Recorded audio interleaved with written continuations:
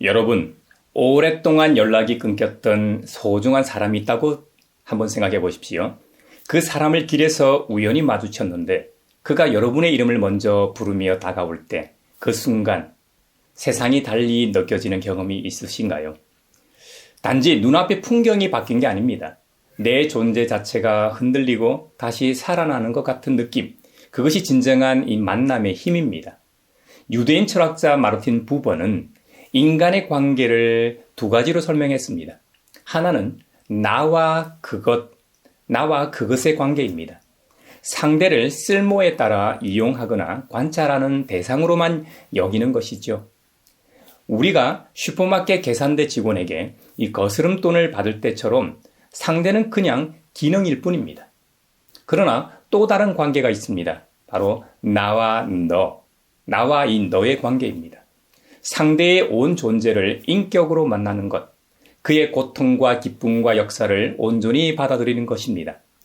부버는 바로 이 나와 너의 만남 속에서만 진정한 존재의 변화가 일어난다고 했습니다. 형제자매 여러분, 오늘 우리가 만나는 성경 속 인물들은 하나같이 차갑고 딱딱한 절망과 죄책감이라는 그것의 세계 속에 갇혀 있었습니다. 그런데 부활하신 주님께서 바로 그 자리로 찾아오셔서 그들에게 너로 다가오셨습니다. 말을 거시고 함께 걸으시고 식탁을 나누셨습니다. 그 순간 깨어졌던 관계가 회복되고 새 생명이 시작됩니다. 오늘 말씀이 우리 각자에게도 그 만남의 시간이 되기를 바랍니다. 베드로가 오순절 군중 앞에 섰습니다. 그의 설교는 거침없었습니다. 그러므로 이스라엘 온 집안은 확실히 알아두십시오. 하나님께서는 여러분이 십자가에 못 박은 이 예수를 주님과 그리스도가 되게 하셨습니다. 이 말을 듣는 순간 사람들의 가슴에 무언가가 날카롭게 꽂혔습니다. 성경은 그들이 마음이 찔려 물었다고 합니다. 베드로 사도의 설교를 들은 사람들이 답하기를 말이죠. 형제들이여, 우리가 어떻게 하면 좋겠습니까? 우리가 어찌할꼬 하는 탄식이 먼저 나왔습니다. 마음이 찔렸다는 것은 단순한 감정의 동요가 아닙니다. 그것은 끊어졌던 관계의 실감입니다. 아, 내가 하나님과 얼마나 멀어져 있었구나. 내 손이 그분을 죽이는데 가담하였구나. 존재의 가장 밑바닥에서 올라오는 탄식. 이것이 바로 회복의 시작입니다. 관계의 단절을 인식하는 것이 관계를 회복하는 첫걸음이기 때문입니다. 시편 116편의 시인도 같은 자리에 있었습니다. 죽음의 올가미가 나를 얽어매고 스올의 고통이 나를 엄습하여서. 스올은 죽은 자들이 거쳐가는 곳을 말합니다. 옛날 말로는 음부라고 하죠. 고난과 고통이 나를 덮쳐올 때에 그는 철저하게 혼자였습니다. 아무도 그의 이름을 불러주지 않는 죽음의 고립 속에 있었습니다. 그런데 거기서 그는 하나님을 불렀습니다. 주님, 간구합니다. 이 목숨을 구하여 주십시오. 형제자매 여러분, 하나님은 그 부르짖음을 기다리고 계셨습니다.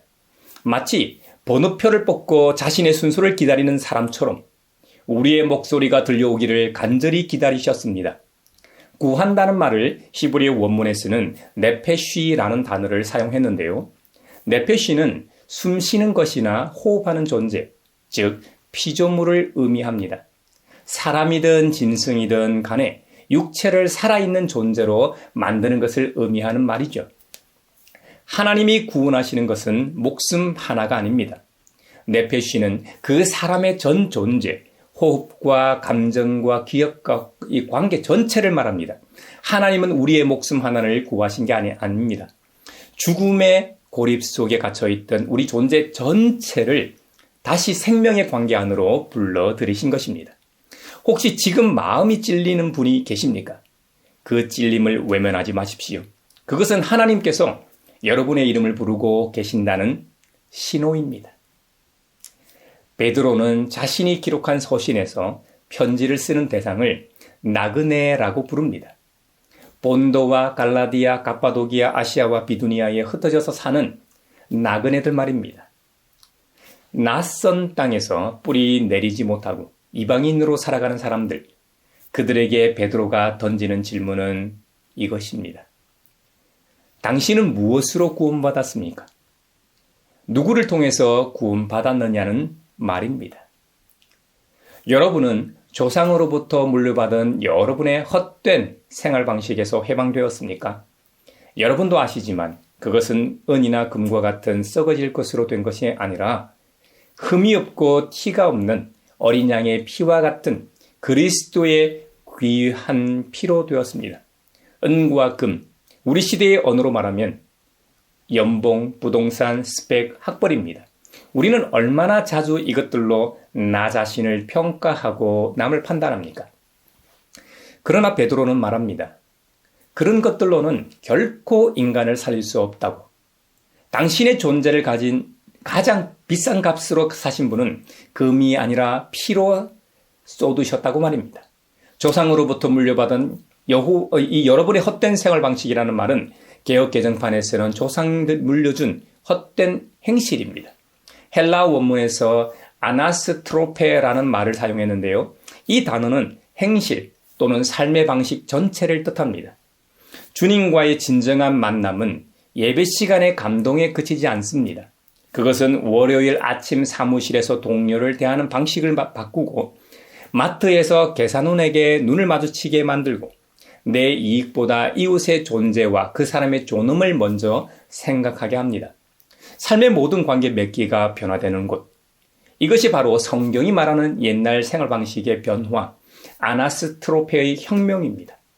우리는 이 땅에서 나그네처럼 살아갑니다. 완전히 속하지 못한 것 같고 때로는 소외감을 느낍니다. 하지만 부활의 주님과 연결된 사람은 세상 그 어느 곳에서도 뿌리 뽑히지 않습니다. 보배로운 피로 맺어진 관계는 환율도, 부동산 가격도, 심지어 죽음도 끊을 수 없기 때문입니다. 예루살렘에서 엠마오까지는 약 11km 정도 됩니다. 두 제자가 그 길을 걸어갑니다. 발걸음이 무겁습니다. 그들의 대화는 고통스럽습니다. 3일 전에 일어난 일 때문이죠. 아니, 3년 동안 이스라엘을 구원하실 분으로 이 철떡같이 믿고 따라다녔던 그분이 너무나도 허무하게 십자가에 달려 돌아가셨기 때문입니다. 그들은 예수님의 시신을 감쌌던 100리트라의 향료와 흰 세마포를 기억합니다. 그 죽음의 냄새가 아직 기억에서 가시지 않았습니다. 우리는 그분이야말로 이스라엘을 구원하실 분이라는 것을 알고서 그분에게 소망을 걸고 있었다고 설명합니다. 그들의 말에서 그것은 이미 지나간 과거라는 느낌을 받습니다. 왜냐하면 과거형으로 설명하고 있기 때문이죠. 그분에게 소망을 걸고 있었다. 꿈은 이미 끝났습니다. 예수님은 그들에게 과거의 인물이 되어 있었습니다. 죽음은 관계를 과거로 만들어 버립니다. 그때 한 나그네가 그들 곁에 다가와 함께 걷습니다. 그분은 그들의 이야기를 들어줍니다. 억지로 위로하거나 논리로 설득하지 않습니다. 그냥 걸으면서 말씀을 풀어주십니다. 모세와 모든 예언자에서부터 시작하여 성경 전체에서 자기에 관하여 써놓은 일을 그들에게 설명하여 주셨다고 성경은 기록합니다. 한참 걷다 보니 엠마오라는 마을에 다다르자 그들은 그 나그네에게 청합니다. 저녁 때가 되고 날이 이미 저물었으니 우리 집에 묵으십시오. 함께 묵읍시다. 이 한마디가 모든 것을 바꿉니다. 부활의 만남은 강제로 오지 않습니다. 청함을 받아 들어오십니다. 식탁에 마주 앉아 주님이 떡을 떼어 나누어 주실 때 드디어 그들의 눈이 밝아졌습니다. 오늘 본문인 누가복음 24장에 보면 예수님께서 최후의 만찬처럼 빵을 들어서 축복하시고 떼어서 두 제자에게 나누어 주셨습니다. 그제서야 엠마오로 가던 두 제자의 이 눈이 열렸다고 했는데요. 여기 그들의 눈이 열렸다고 할 때 열리다는 말을 헬라어 원문에서는 디아노이고라는 단어를 사용했는데요. 디아노이고는 열다, 완전히 열다는 뜻입니다. 그들의 눈이 완전히 열렸습니다. 그 순간 예수님은 다시 현재가 됩니다. 이미 지나가버린 과거의 기억이 아니라 지금 여기서 떡을 떼시는 살아계신 주님과의 관계를 맺게 됩니다. 할렐루야. 그들이 서로 말합니다. 길에서 그분이 우리에게 말씀하시고 바로 이 성경을 풀이하여 주실 때에 우리의 마음이 우리 속에서 뜨거워지지 않았습니까? 형제자매 여러분, 지식으로 하는 부활과 이 가슴이 뜨거워지는 부활은 다릅니다. 주님은 오늘도 우리 곁에서 함께 걷고 계십니다. 우리가 그분을 식탁으로 초대할 때 닫혔던 눈이 열리고 식어있던 가슴이 다시 뜨거워질 것입니다. 이제 오늘의 본문의 말씀을 우리가 살아가는 일상으로 가져와 봅시다. 먼저 첫 번째로 현상 너머의 얼굴을 보십시오. 가짜뉴스와 진영 논리가 우리의 눈을 가리는 시대입니다. 우리는 화면 속 숫자와 이미지로만 세상을 봅니다. 어떤 사건이 터지면 우리는 그것이 우리 편에 유리한지 불리한지를 먼저 따지고 계산합니다. 그러는 사이 그 사건 속에 실제로 피를 흘리고 눈물을 삼키는 사람들의 얼굴은 흐릿해집니다. 통계가 되고 숫자가 되고 결국 잊힙니다. 그러나 그리스도인의 눈은 달라야 합니다. 베드로의 설교를 듣고 마음이 찔린 사람들처럼 우리도 사회 현상 이면에 있는 실제 얼굴들을 볼 수 있어야 합니다. 마음이 찔린다는 것은 무엇입니까? 내가 외면했던 누군가의 고통이 갑자기 나의 일처럼 느껴지는 것입니다. 나와 저 사람 사이에 이 끊어놓았던 선이 허물어지는 것입니다. 몇 해 전 한 목사님이 이런 이야기를 하셨습니다. 이태원 참사 다음 날 아침 그분은 뉴스를 보며 젊은 친구들이 왜 그런 곳에 갔을까라고 생각하며 이 채널을 돌렸다고 합니다. 그런데 잠시 후 교회 청년부 단톡방에 메시지가 하나 올라왔습니다. 목사님, 어젯밤에 우리 청년부 집사님 친구가 거기서 그 순간 그분의 심장이 내려앉았다고 합니다. 통계 속에 158명이 갑자기 이름을 가진 한 사람이 되었을 때 비로소 가슴이 찔렸습니다. 목사님은 그 경험이 부끄러웠다고 고백했습니다. 나는 얼굴을 보기 전까지는 마음이 안 움직였다고. 우리는 모두 그런 연약함 안에 있습니다. 니고데모와 아리마대 요셉은 권력 있는 사람들이었지만 예수님의 장례를 직접 치렀습니다. 몸을 씻기고 향료를 바르고 세마포로 감쌌습니다. 그것은 손이 더러워지는 일이었습니다. 사회적 위험을 감수하는 일이었습니다. 하지만 그들은 그 얼굴 앞에서 외면하지 않았습니다. 세월호의 아이들, 이태원 골목에서 숨진 청년들, 그 외에도 우리 사회에도 아직 제대로 장례를 치르지 못한 죽음들이 있습니다. 진상도 밝혀지지 않고 책임도 묻지 못하고 이름도 잊혀가는 죽음들. 교회가 그 슬픔 앞에 함께 앉아 애도할 수 있어야 합니다. 위로의 말을 먼저 꺼내지 않아도 됩니다. 그냥 곁에 앉아 그 울음을 들어주는 것만으로도 충분할 때가 있습니다. 그것이 예언적 공감입니다. 그것이 오늘날 우리가 드릴 수 있는 가장 정직한 예배일지도 모릅니다. 두 번째로 은과 금의 논리에서 벗어나십시오. 경제적 양극화와 이 양극화가 심화되는 시대에 우리는 너무 쉽게 사람을 그의 가격표로 평가합니다. 어느 대학을 나왔는지, 월급이 얼마인지, 어느 아파트에 사는지, 심지어 교회 안에서도 그런 잣대가 살아있을 때가 있습니다. 성도들의 직함이 바뀌면 교제의 깊이가 달라지고 헌금 봉투의 두께가 섬김의 태도를 결정하는 일이 없다고 장담할 수 있겠습니까? 그러나 베드로가 말한 것을 기억하십시오. 사람은 은이나 금으로 살 수 없습니다.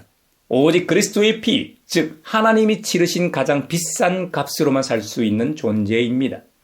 따라서 모든 사람은 존중받아야 하고 존귀한 존재입니다. 비정규직 노동자도 장애인도 노숙인도 하나님 앞에서 이들의 몸값은 똑같이 예수 그리스도의 피입니다. 그 피보다 비싼 가격표는 이 세상에 존재하지 않습니다. 미국의 신학자 미로슬라브 볼프는 크로아티아 출신으로 유고슬라비아 내전 당시 이웃 민족에게 가족을 잃었습니다. 그는 평생 어떻게 원수를 용납할 수 있는가라는 질문과 씨름했습니다. 그가 내린 결론은 이것입니다. 내가 저 사람을 용납할 수 있는 것은 십자가에서 하나님이 나를 먼저 용납하셨기 때문이다. 그분이 나를 받아들이기 위해 치르신 값을 기억할 때 나는 저 사람도 같은 값으로 살 수 있는 존재임을 인정하지 않을 수 없다. 볼프는 이것을 포용의 신학이라고 불렀습니다. 포용의 신학. 포용 말이죠. 보배로운 피를 기억하는 사람은 다르게 삽니다. 사람을 볼 때 가격표가 아니라 십자가를 먼저 봅니다. 또한 부활을 세련된 논리로만 설명하려 하지 않습니다. 빈 무덤의 증거를 나열하고 역사적 신빙성을 강조하는 것도 필요할 수 있습니다. 하지만 그것만으로는 부족합니다. 삶의 현장이 더 강력한 설교단이 됩니다. 이 회사 식당에서 혼자 밥을 먹는 신입사원 곁에 자리를 잡는 것, 아파트 엘리베이터에서 고개 숙이고 있는 이웃에게 먼저 눈을 맞추는 것, 편의점 알바생과 눈을 마주치며 건네는 오늘 많이 힘드셨죠? 한마디. 이 소박한 행동들이 때로는 가장 강력한 부활의 증언입니다.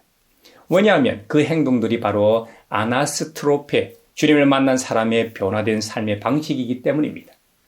마지막 세 번째, 환대의 이 식탁을 펼치십시오.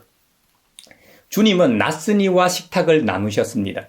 엠마오길의 두 제자는 처음에 그분이 누구인지도 몰랐습니다. 그냥 같이 걷다가 날이 저물었고 그래서 머물러 달라고 청했을 뿐입니다. 특별한 신학적 확신이 있어서가 아닙니다. 어떤 신앙 고백 때문이 아닙니다. 그냥 이 사람이 혼자 어두운 길을 가게 하면 안 되겠다는 마음이 있었을 겁니다. 그 소박한 환대가 부활의 주님을 만나게 했습니다. 우리 교회도 그런 공간이 되어야 합니다. 정치적 색깔, 세대의 차이, 이념의 벽을 넘어 누구든 안전하게 쉴 수 있는 공간. 어떤 생각을 가지고 들어와도 정죄받지 않고 어떤 모습으로 와도 환영받는 자리.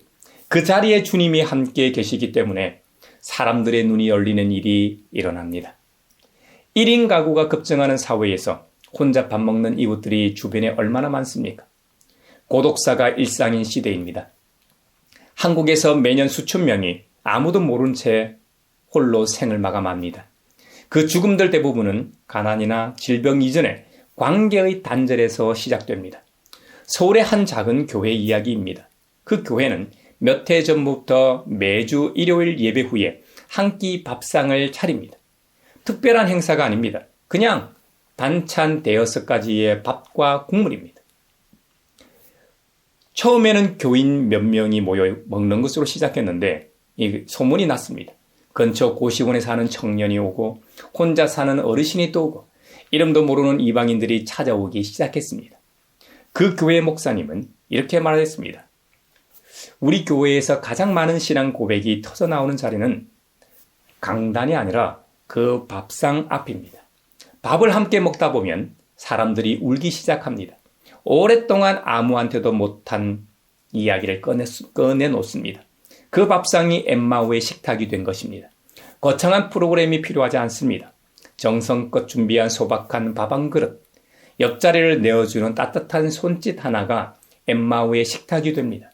그 식탁에 주님이 함께 앉으실 때 우리 이웃의 눈도 함께 열리는 것입니다. 관계의 단절이 가져온 죽음의 자리에 밥 한 그릇이 생명의 불씨를 지핍니다. 이것이 부활이 일어나는 방식입니다. 화려하지 않고 요란하지 않지만 식탁 위에서 말이죠. 형제자매 여러분, 오늘 우리는 세 종류의 사람들을 만났습니다.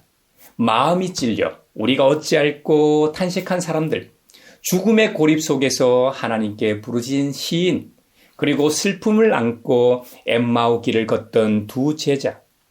이 셋 중 어느 하나가 지금 내 모습일지도 모릅니다. 과거의 죄책감에 묶여있는 분, 지금 죽을 것 같은 절망 속에 있는 분, 한때 뜨거웠던 믿음이 식어버린 분, 그 자리로 우리 주님이 찾아오십니다. 하나님은 우리의 기도를 들으시려 대기표를 끊고 기다리고 계십니다. 우리의 관계를 원하시기 때문이죠. 주님은 오늘도 우리 곁에서 걷고 계십니다. 다만 우리의 눈이 가려져 있을 뿐입니다. 이번 한 주간도 여러분의 식탁으로 그분을 초대하십시오. 밥을 먹으면서 출근길에 잠들기 전에 주님, 오늘도 함께 해 주십시오 하고 청하십시오. 그때 그분이 떡을 떼어 나누어 주실 것입니다. 그 순간 여러분의 눈이 열리고 식어버린 가슴이 다시 뜨거워질 것입니다. 할렐루야. 무너진 존재를 일으키시는 부활의 주님이 여러분 한 사람 한 사람의 이름을 부르시며 뜨거운 만남을 이루어 주시기를 주님의 이름으로 축원합니다.